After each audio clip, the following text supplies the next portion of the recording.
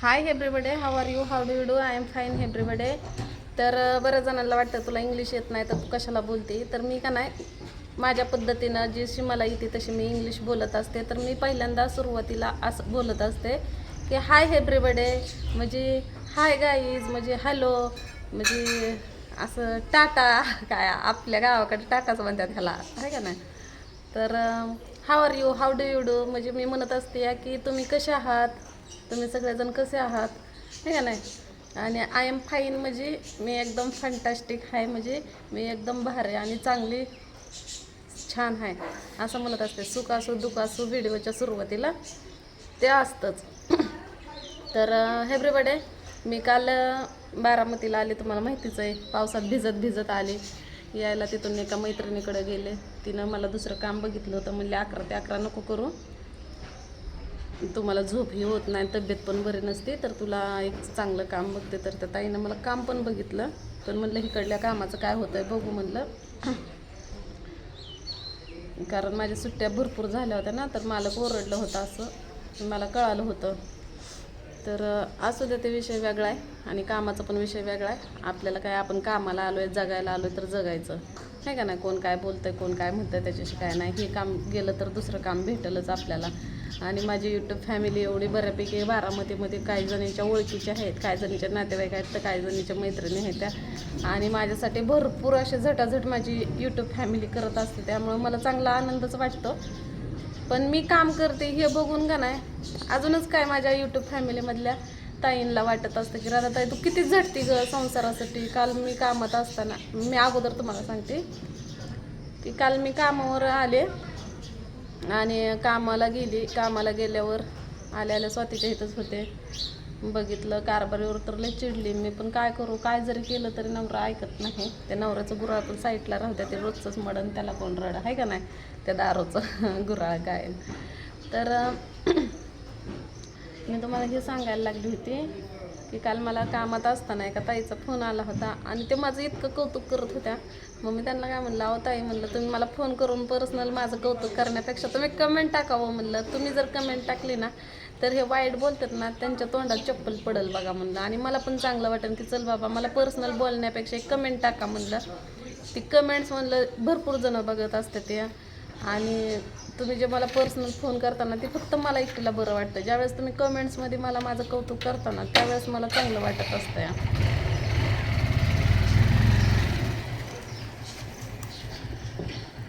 तुम्हाला हे सांगायचं विसरलीच नाही. तर त्या ताई म्हणत होत्या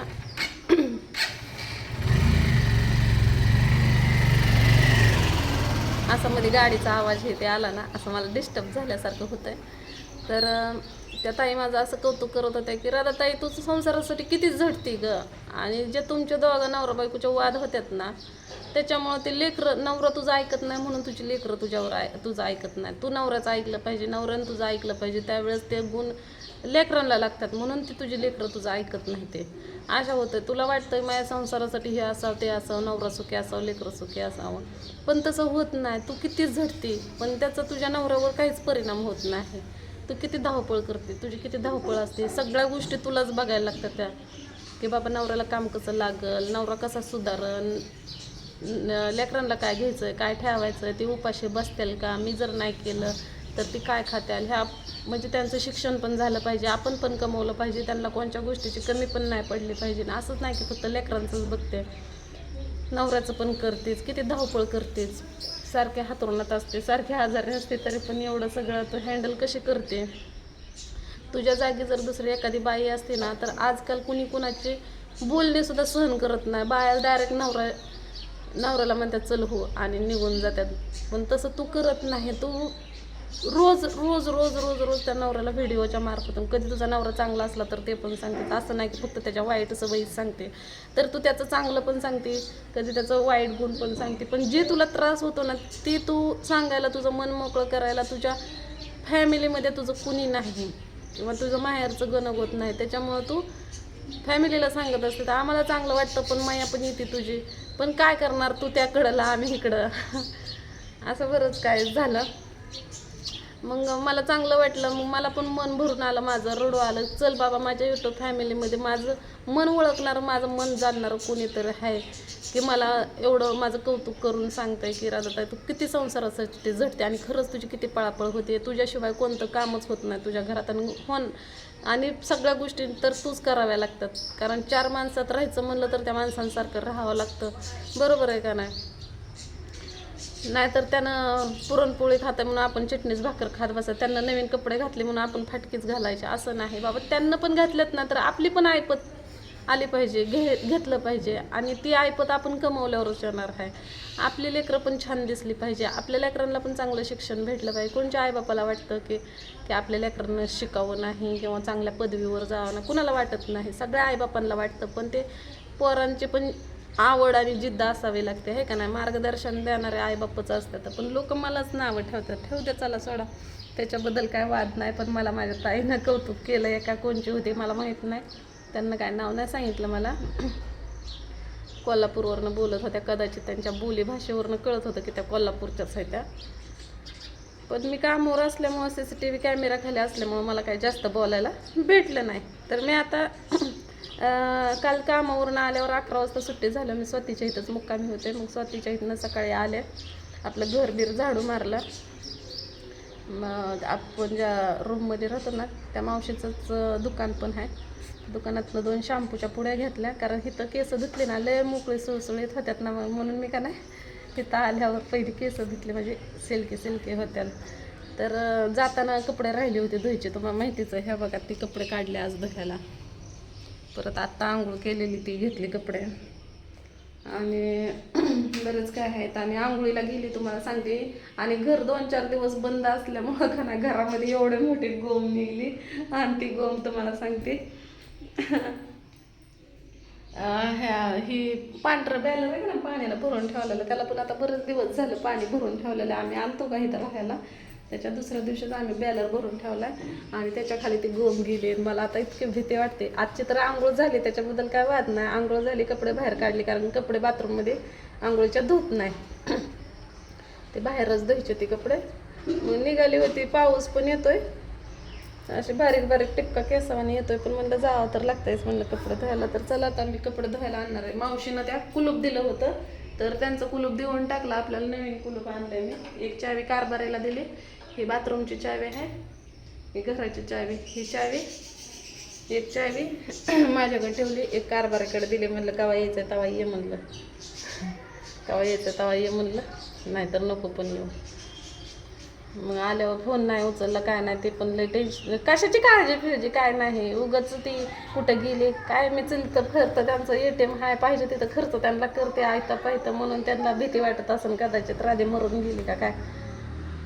कारण राधे मरून गेले तर ह्यांचा उठा रेटा कोण करायचं, त्यामुळे त्यांना काळजी लागलेली असते. म्हणून ते स्वातीला विचारत होतं की आली का तिथं. पण मी काल परवा दिवशी तिथं नव्हते, तिकडून आले तर मैत्रिणीकडे गेली होती. आता बऱ्याच ओळखी बिळखी झालेल्या आहेत ना, मग त्या ताई मला म्हणल्या होत्या की राधा ये, तुला तिथलं काम नको करू, दवाखान्यात काम बघते, नाहीतर ह्याच्यामध्ये बघते, मला बघते गोडाऊनमध्ये, कारण तुझा टायमिंग आम्हाला पण नाही आवडला.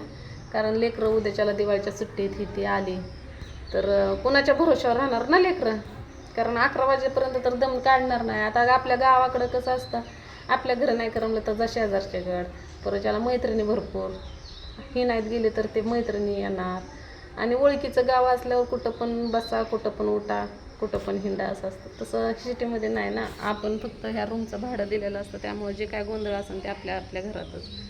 आता म्हणलं झाडू मारायच्या अगोदर गोम घावले असते तर बरं झालं असतं. पहिली गोष्ट तर का नाही मला असलं लय भ्या वाटतं, गोमन सापण हे तीन. आपल्या भाळवणीत पण साप निघला होता, तर मी सेफ्टी डोर लावून घेतला आणि बाहेरसुद्धा निघले नाही नवरा व्यवस्था. आणि ते बी आलं, ते आलं तर दारू पिऊनच आलं. तर चला आता मी घेते आवरून, आहे का नाही, त्या दुकानात जाते, मावशीला विचारते ब्रश आहे का, एक विकत ब्रश घेते, 100 रुपये आहे तर ते 100 रुपये कशाचं, 90च असते ना. प्यायचं पाणी हे भरलं नाही बघा, इथलं आवरलं नाही अजून. कचरा टाकून द्यायचा अजून. ही काल छत्री ही आणली होते, शेंगाचं पोत आहे तिकडं. ह्या कपड्यांच्या घड्या घालायच्यात. ही त्याला ओलीच कपडे होते ते त्या साईडला सारून ठेवलेले होते. आता त्याचे घड्या बिड्या घालते. कामाचा टाईम होईपर्यंत आवरून घेते. तर चला भेटू पुढल्या व्हिडिओमध्ये. घेते कपडे धुवून, आहे का नाही. कपडे धुवायला बघायचं का तुम्हाला कुठं धुते मी कपडे. आपल्या अजून ओळख नाही व खवळत्यानं त्याचं भ्या वाटतं मला. त्याचं कामावर एकदा खवळणं खाल्लं होतं ना मी व्हिडिओ करताना. अजिबात व्हिडिओ करायचा नाही कामावर. तुम्ही काय असेल तर पर्सनल.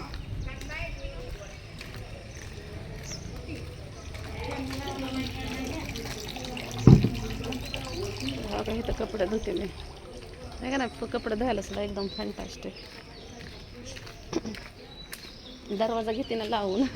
कपडे धुवायला तिकडं जायचं, दरवाजा उघडच राहायचा.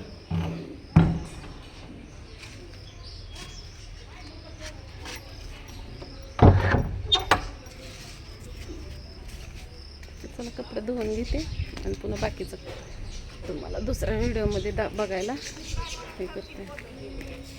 मावशी नवीन ब्रश आहे का? नाही नाही नाही कपडे घासायचा ब्रश. तर चला आता आपण कपडे धुवून घेऊ.